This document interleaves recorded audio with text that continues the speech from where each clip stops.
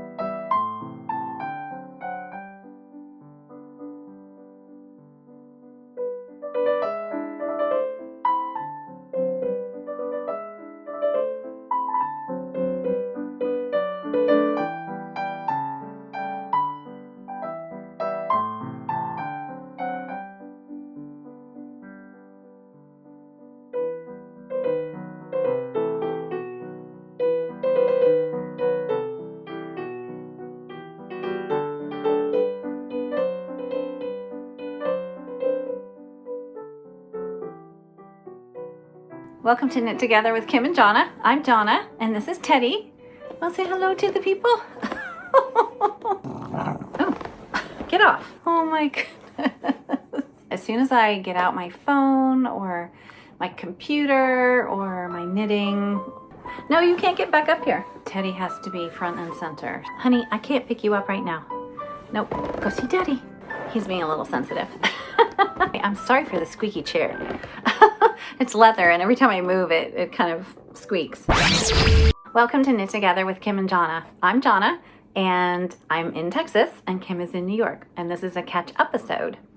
Yeah, so I just wanted to come and share a little bit of knitting wisdom with you, and also do a little catching up. These episodes tend to be a little bit more chatty, and Teddy is here at my feet, wanting to get up on my lap, but I'm not going to let him.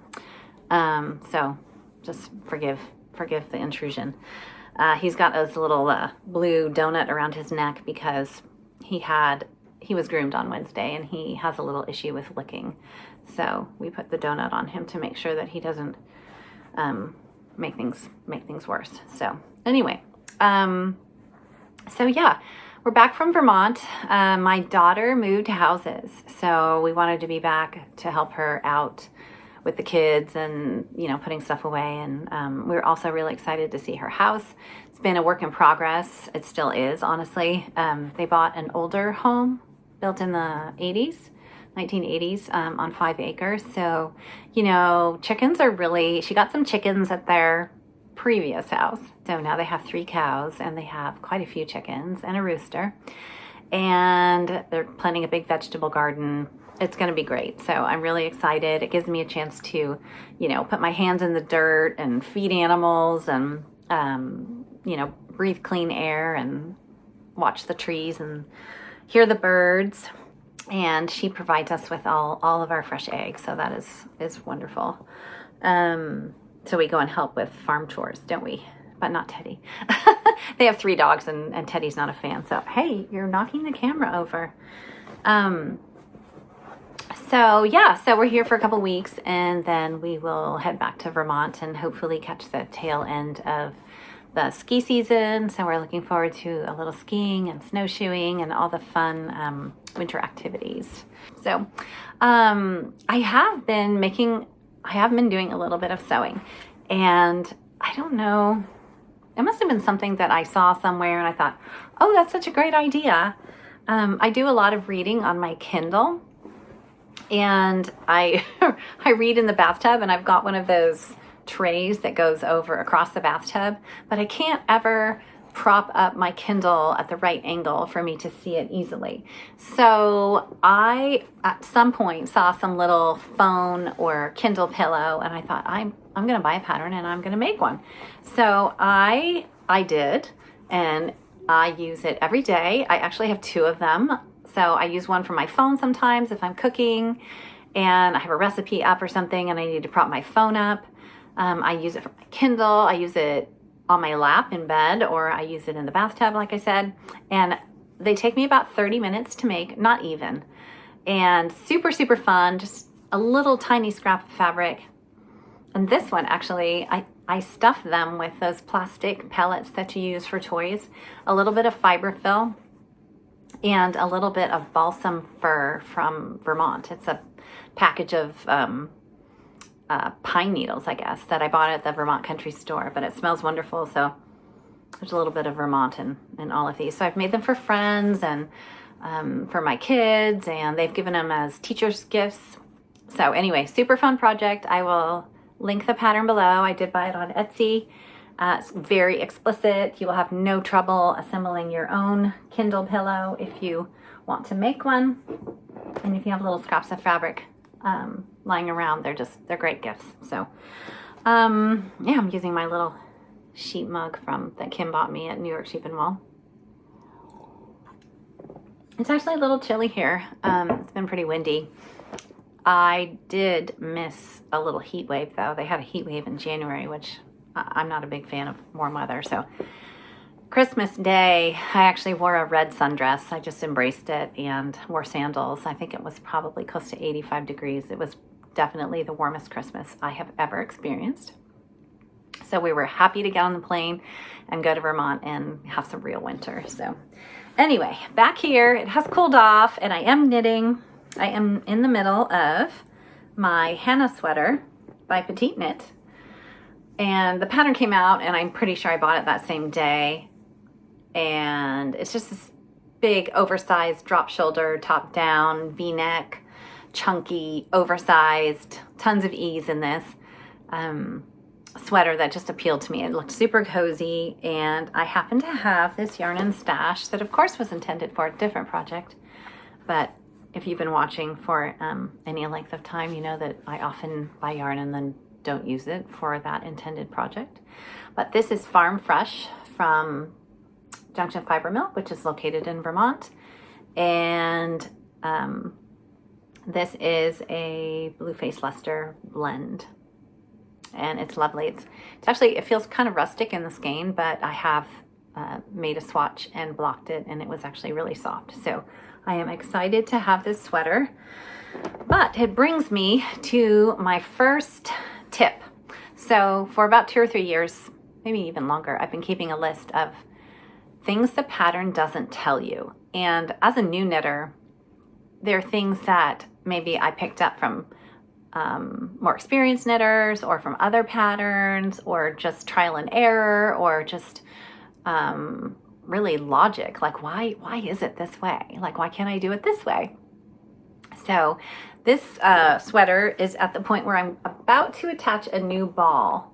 I am working on the body, and so this is all I have left. I'm working in the round.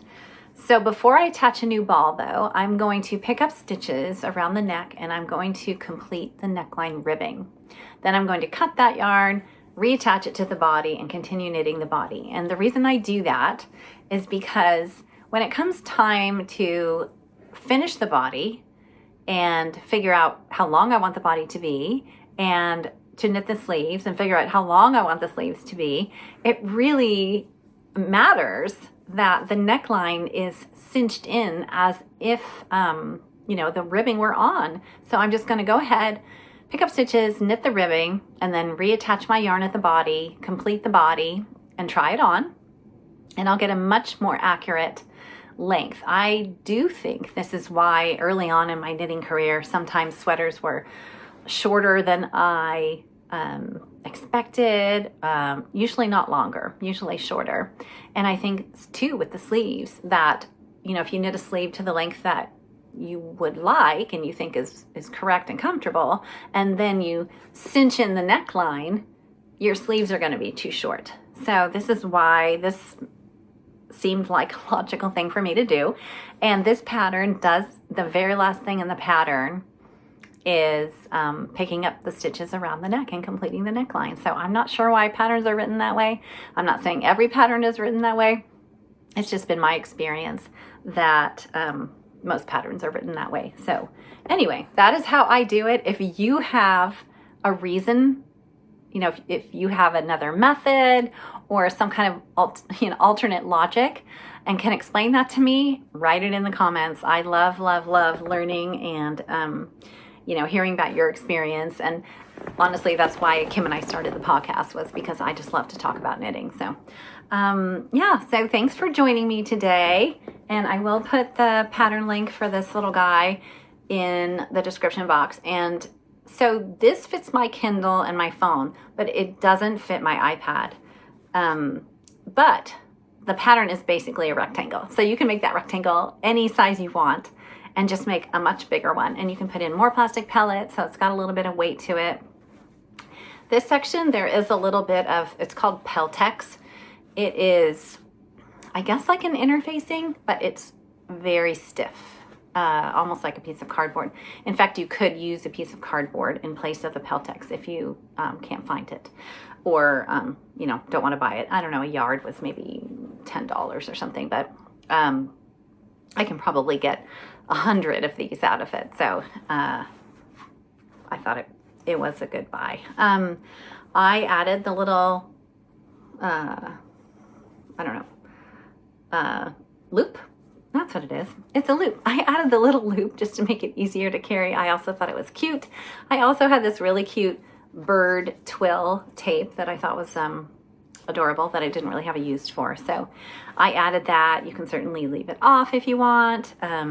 This one I did sew the top closed on the machine. That was a little tricky, I will have to say, but if you use a zipper foot, it might be a little bit easier. Now, though, I just whip stitch them closed with needle and thread, and it's fine. So anyway, awesome project, great gift.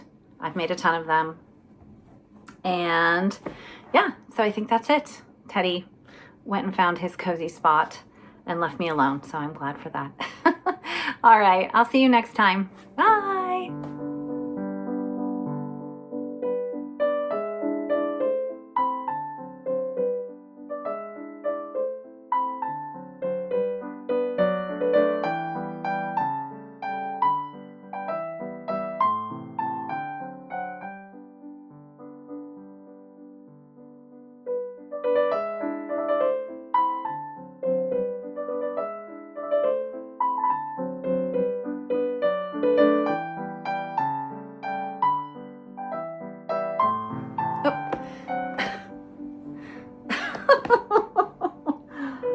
Can you go see Daddy? Oh, come on, let's go see Daddy.